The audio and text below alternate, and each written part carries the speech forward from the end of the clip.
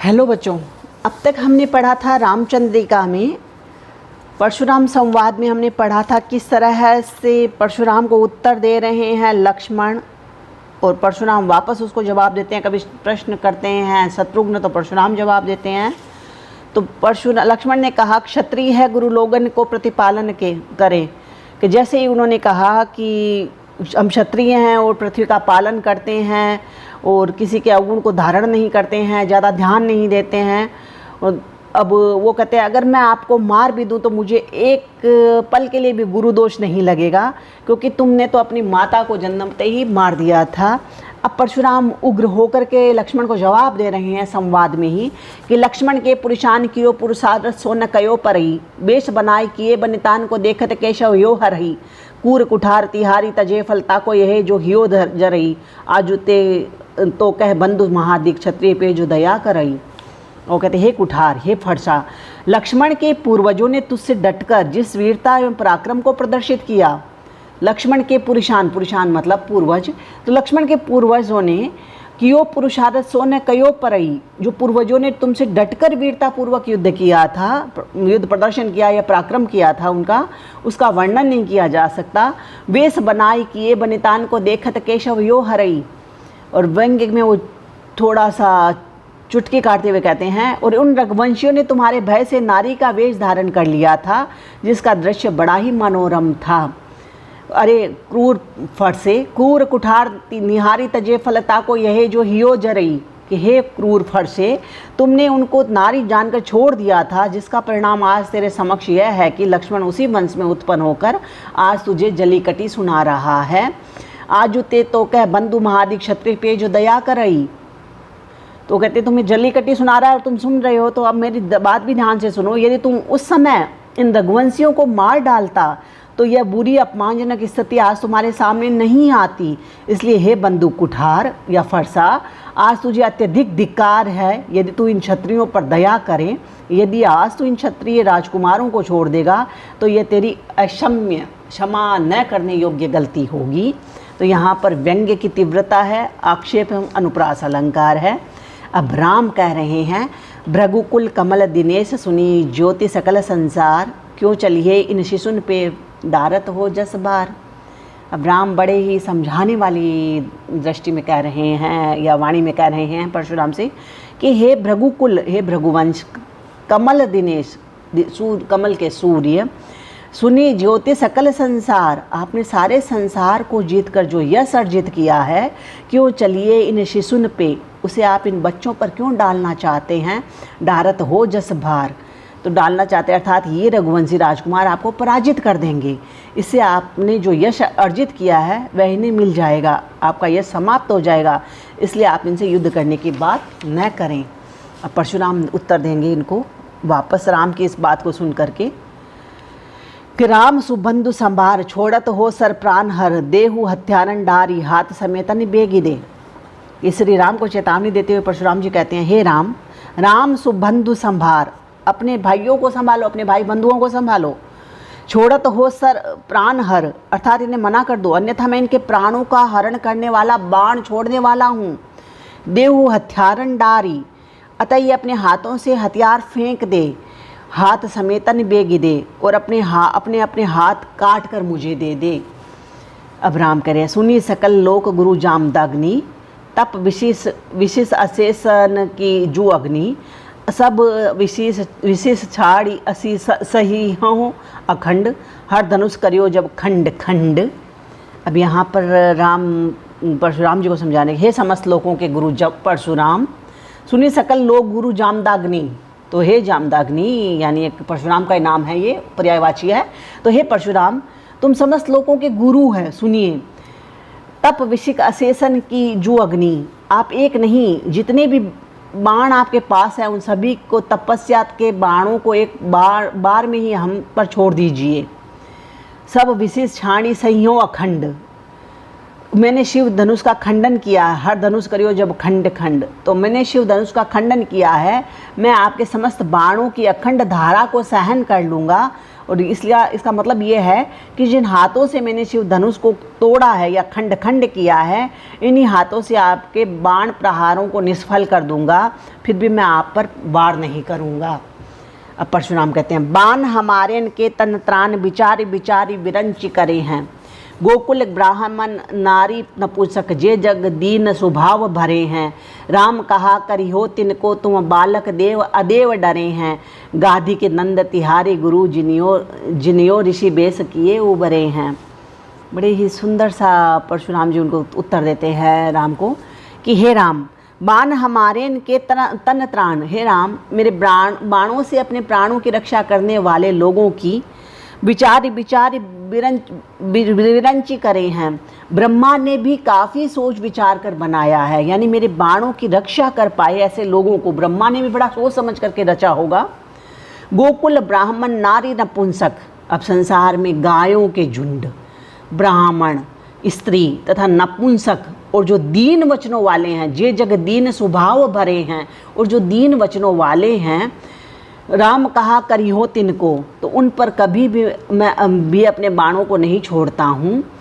तो हे राम, तुम तो मेरे सामने अभी बालक हो।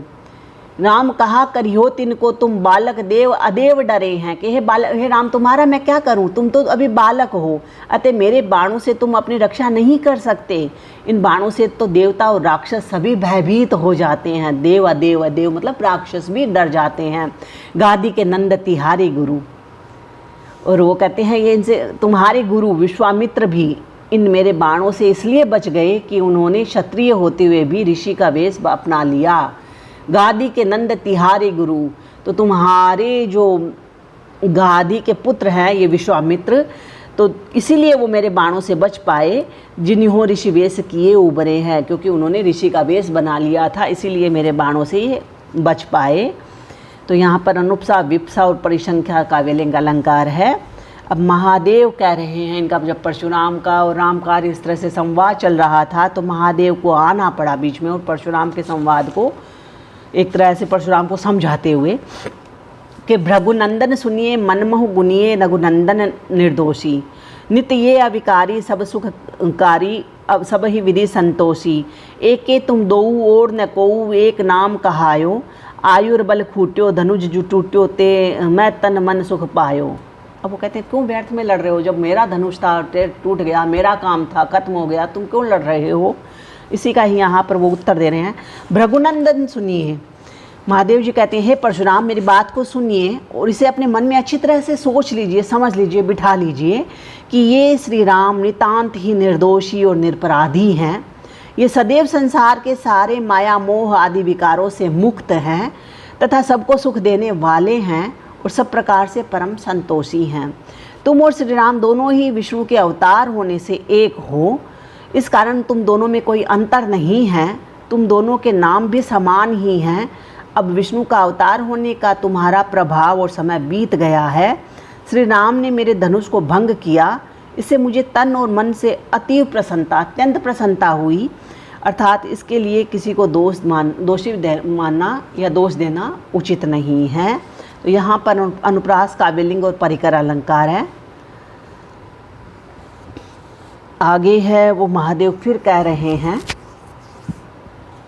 कि तुम अमल अनंत अनादि देव, नहीं वेद बखानत सकल भेव, अब को सम्मान नहीं बेर नेह, भव भक्तन कारण धरत देह, अब आपन पो पहचान विप्र सब करहूँ आगलो काज क्षिप्र, तब नारायण को धनुष जानी, भृगुनाथ दियो रघुनाथ पानी।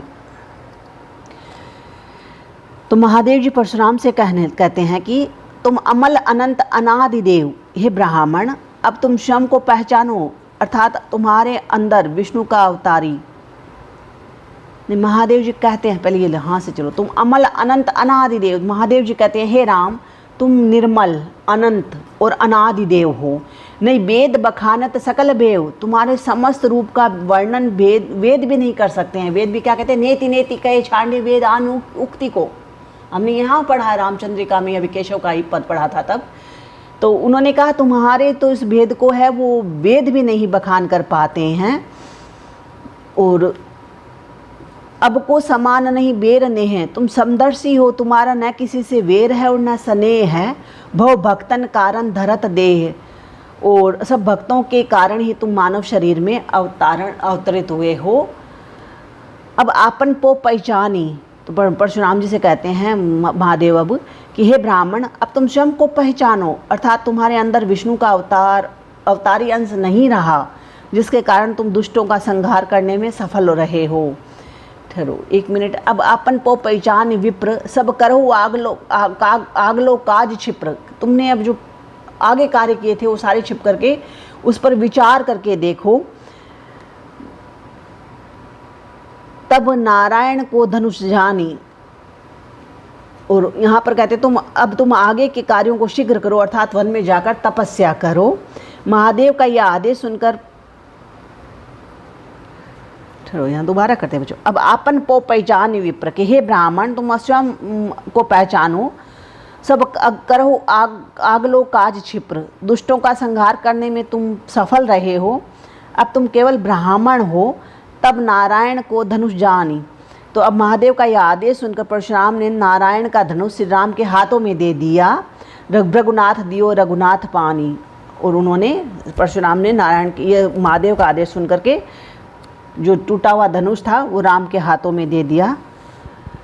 और यहाँ पर अनुप्रास और काव्यलिंग परिकरांकुर अलंकार है। अगला है पद। तो वही परशुराम और राम का संवाद का अंतिम बंद है ये कि नारायण को धनु बान लियो ऐचो हंसी देवन मोद कियो, रघुनाथ कहो अब काही हनो, त्रिलोक्य कंप्यो भय मानि घनो, दिव्य देव दहे बहु बात कहे, भूकंप भयो गिरिराज दहे, आकाश विमान अमान छय, हा हा सबही यह शब्द रहे। परशुराम से नारायण का धनुष लेकर उसे श्री राम ने हंसकर खींचा। नारायण को धनु बान लियो, नारायण का धनुष लेकर के जैसे ही श्री राम ने उस पर प्रत्यंचा चढ़ाई या उसको खींचा, एंचो हंसी देवन मोद कियो, तो जैसे उसको खींचा वैसे ही देवताओं को बहुत प्रसन्नता हुई। रघुनाथ कहो अब काही हनो, धनुष खींचकर श्री राम ने परशुराम से कहा कि बताओ अब किसका संहार करूं। काही हनो, त्रिलोक के कंप्यो भय मानी घनो, यह देखकर तीनों लोग भयभीत होकर कांपने लगे। दिव्य देव दहे, अब किस दिग्पाल जलने लगे, दिशाओं के राजा है या दिशाओं के जो स्वामी थे वो भी जलने लगे। बहु बात कहे, वायु प्रचंडता से गतिमान हो गई, तेज से बहने लगी।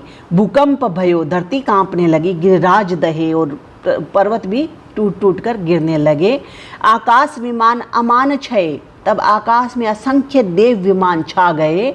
हा हा सबही सब यह शब्द रहे, और सभी हाहाकार का शब्द करने लगे, अर्थात बाण संधान से सभी भयभीत हो गए। अनुप्रास अलंकार है यहाँ पर। आगे हमारा आता है वन में राम, वो हम कल करेंगे बच्चों। धन्यवाद।